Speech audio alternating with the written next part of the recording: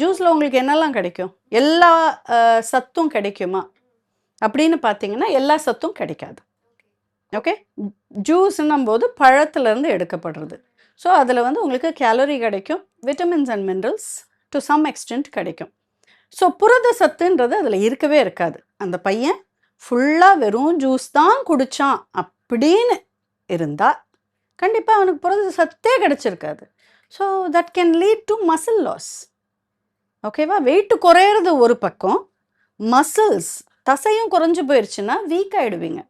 So இந்த மாதிரி டயட்லாம் follow பண்ணும்போது என்ன ஆகும்னா லோ சுகர்ஸ் ஆகலாம், லோ பிபி ஆகலாம். ஓவரால் வெயிட் லாஸ் அப்படின்னு பார்க்கும்போது கொழுப்பு சத்தும் குறையும், தசைகளும் குறையும்.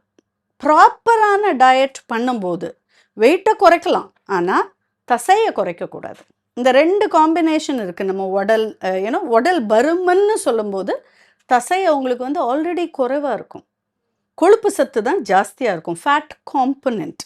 ஸோ நம்ம என்ன குறைக்கணும்னா ஃபேட் காம்பனண்ட்டை குறைக்கணும், தசையை குறைக்கக்கூடாது. தசையை குறைச்சா யூ பிகம் வீக், டயர்ட். அவங்களால எழுந்து அவங்களோட வேலையை செய்கிறதுக்கு கூட அவங்களுக்கு பலன் இருக்காது. ஆனால் இந்த மாதிரி கேசஸ் நீங்கள் அனலைஸ் பண்ணும்போது எதனால இந்த மாதிரி டயட் அவன் ஃபாலோ பண்ணான் அப்படின்னு பார்க்கணும்.